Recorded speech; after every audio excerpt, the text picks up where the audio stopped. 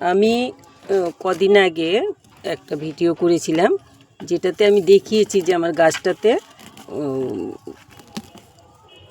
কুড়ি এসছে, যেইটা নাকি ফুলের আপেলের ফুল আসবে এরকম অবস্থা আর কি।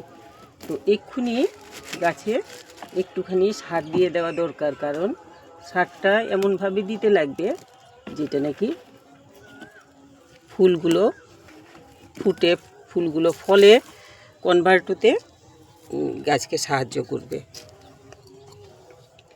যেই সারটা দিলে পরে। তো আমি একটুখানি ভেবেছি এটাতে সাইডগুলো এরকম করে একটুখানি পরিষ্কার করে মাটিটা একটু তুলে দিয়ে, বেশি খুঁড়বো না যাতে গাছের কোনো রকম অসুবিধা না হয়, সেইভাবে একটু একটু মাটি খুঁড়ে দিয়ে সাইডের থেকে এখন এটাতে আমি অল্প একটুখানি 1 মুঠ ভার্মি কম্পোস্ট দেব। এইটুকুই ভার্মি কম্পোস্ট, এই 1 মুঠই দিলাম। এটার মধ্যে আমি দেব এই যে ডিমের খোসার গুঁড়ো,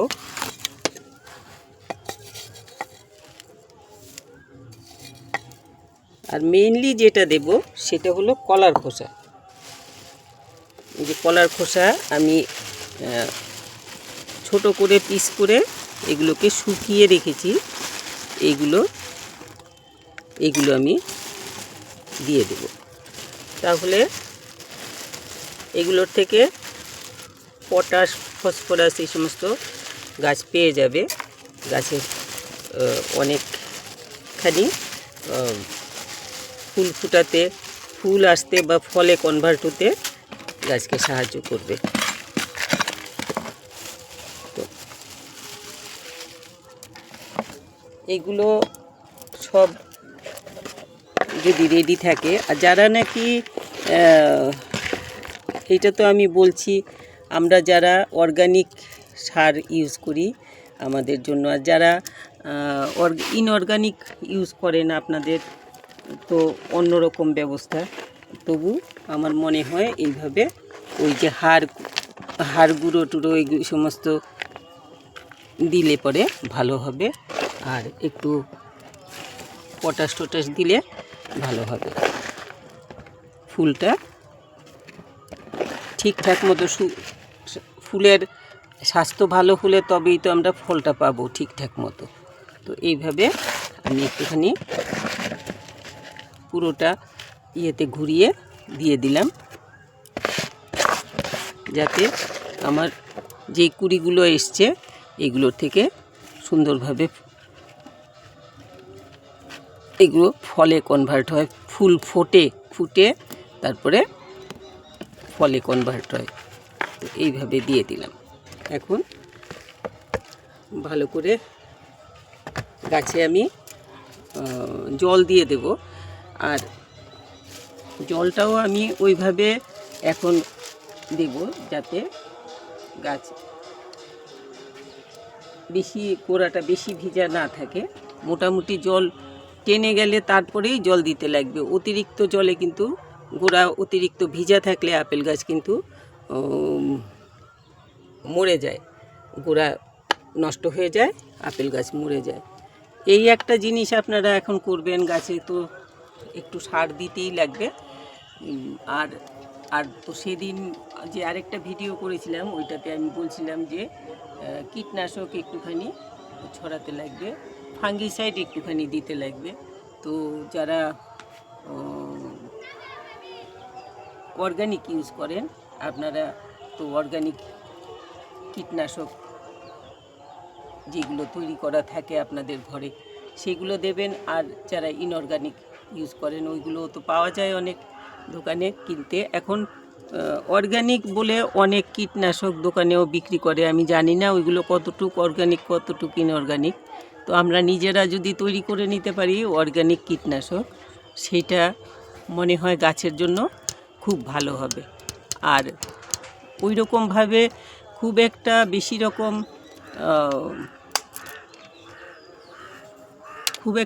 রকম কঠিনভাবে করতে না পারলে আমরা ইয়ে করতে পারবো। আমরা এই যে যেমন আমি বললাম যে কি বলে এটাকে, নিম পাতা, শিউলি ফুলের পাতা, তারপর কাঁচা লঙ্কা, এই সমস্ত ছেঁচে রস করে ওই ছেঁচে ওইগুলোর মধ্যে জল মিশিয়ে ওইটা ছেঁকে নিয়ে ওইটার মধ্যে একটু হলুদের রস, কাঁচা হলুদ থাকলে তো কাঁচা হলুদের রস, নইলে হলুদের পাউডার একটু মিশিয়ে তারপরে স্প্রে করে দেবেন। এই কাজটা কিন্তু এখন আমাদের 10-15 দিন পর পরই করতে লাগবে। আর এইটা আমি দিয়ে দিলাম। এখন আমি সারটা দিলাম। কলার খোসাটা খুব ইউজ করবেন। আর এই কলার খোসার ভিজানো যে জল, সেটা সকালের দিকে পুরো গাছেও স্প্রে করে দিতে পারেন, আর গোড়াতেও দিতে পারেন।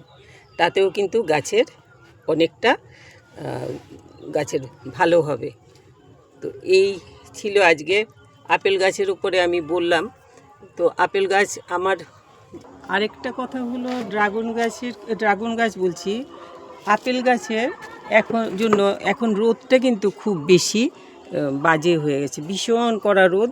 তো এই রকম করে কিছু একটা হালকা পাতলা কিছু একটা দিয়ে একটা শেড করে দেবেন, যাতে গাছ কিছুটা ছায়া পায়। ওই ব্যবস্থাটা একটু করতে লাগবে। এটার তলায় চলে গেছে, এটাকে সরাতে লাগবে, হয়নি এটা দেওয়া। তো আমি এইভাবে কাপড় দিয়ে শেড দিয়ে রেখেছি। আপাতত কাপড় দিয়েই শেড দেবো, যাতে রোদের তাপটাও পায়, আর কিন্তু আবার একটু ছায়াও পায়। রোদের যে খুব বেশি একটা কড়া একটা তাপ থাকে, যেটাতে নাকি গাছের ফুল পাতা সব শুকিয়ে দেয়। এখন এই যে এটা কি মাস বলে, মার্চ মাসের শেষ দিক চলে এসছে। এই সময়টাতে এত রোদের তাপ যে গাছের ফুল কুঁড়ি, গাছের ডালগুলো পর্যন্ত শুকিয়ে ফেলে। তো এই জন্য এই জিনিসটা আপনারা একদম ভীষণ রকম মনে করে এই জিনিসটা করবেন, যে গাছের উপরে হালকা করে কিছু দিয়ে একটা শেড দিয়ে দেবেন। গ্রিন নেট দিলে একদিকে ভালো, কিন্তু কিছুটা খুব হালকা গ্রিন নেট হয় যদি, তাহলে ঠিক আছে। আমি যেমন লাগিয়েছি, আমার গ্রিন নেটের তলায় কিন্তু রোদের তাপ একদম ঢোকে না। ওইটাতে ওই রকম দিলে পরে গাছে আবার ফাঙ্গাসের অ্যাটাক হতে পারে। এই জন্য আমি এটা গ্রিন নেটের তলায় নেইনি। কেন, আমার আগে দুটো গাছ ফাঙ্গাসের অ্যাটাকে মরেছে। তো এই জন্য এই জিনিসটা দেখতে লাগবে। আর এই সময়টাতে মিলিবাগের অ্যাটাক হতে পারে, মিলিবাগ যাতে না ধরে সব সময় লক্ষ্য রাখতে লাগবে। তো এইগুলো লক্ষ্য রাখলে আমার মনে হয় গাছে ফুল হয়ে ফল হতে বিশেষ অসুবিধা হবে না। গাছকে তো আমরা খাবারও দিলাম আর একটু, যাতে গাছের একটু শক্তি পায়। এখন তো গাছের কোনো পাতা টাতা নেই। এগুলো যেই পাতার ছিল, বিশেষ করে ডিসেম্বর জানুয়ারি ওই সময়টাতে আমি পাতাগুলো সব কিছু ঝরিয়ে দিয়েছি, বিশেষ করে ছিঁড়ে টিড়ে ফেলে দিয়েছি। এখন গাছ ওই কুঁড়ি নিয়ে, পাতা নিয়ে বেরোচ্ছে আর কি। তো এই এখনই যা ফুল আসবে। তো আপনারা এই জন্য গাছের জন্য বিশেষ করে যত্ন নিন। আর গাছের গোড়ায় আবার এখন একটু সার দিয়ে দিন, কিন্তু খোল পচা জল কিন্তু এখন দেবেন না একদম। খোল পচা জল দিলে গাছের কিন্তু পাতা টাতাগুলোই বাড়তে থাকবে। এখন আর খোল পচা জল একদমই দেবেন না, বন্ধ রাখবেন খোল পচা জলটা। আর পারলে ওই 7 দিন 10 দিন পর পর কলার খোসা ভিজানো জল দিন, ওইটাতে বরং গাছের উপকার হবে। তো এই আপেল গাছ তো আমার গাছে আজকে এই গাছটার বোধহয় বয়স হয়ে গেছে 6 বছর। এখন এইবার গাছে ফুল আসছে। তো আমি এই জন্য এই গাছকে নিয়ে খুবই উদ্বিগ্ন বলতে পারেন, যে গাছ আমার সুস্থ থাকবে, গাছে সুস্থভাবে ফুল আসবে, ফল হবে, সেই আশায় আছি। আপনারা আপনাদের গাছকেও এইভাবে যত্ন করুন। আমার এই গাছটা 6 বছর, যে সেটা কলমের গাছ না, এটা আমার নিজের ঘরে তৈরি বিচির থেকে চারার গাছ। বীজের থেকে চারা আমি নিজে তৈরি করেছি, ওই গাছ এটা বড় হয়ে এখন এত বড় হয়েছে। তো এই দেখালাম আপনাদেরকে। আমার গাছে ফুল আসলে পরে তখন আমি আপনাদেরকে আবার ভিডিও করব, তখন গাছের কি কেয়ার নিতে লাগবে সেটাও বলবো, আর গাছে ফুল আসলে পরে সেটা ভিডিও করে দেখাবো। তো আপনারা সবাই খুব ভালো থাকবেন। আর আপেল গাছের বাড়িতে ছাদে যদি আপেল গাছ থেকে থাকে এইভাবে যত্ন নিন।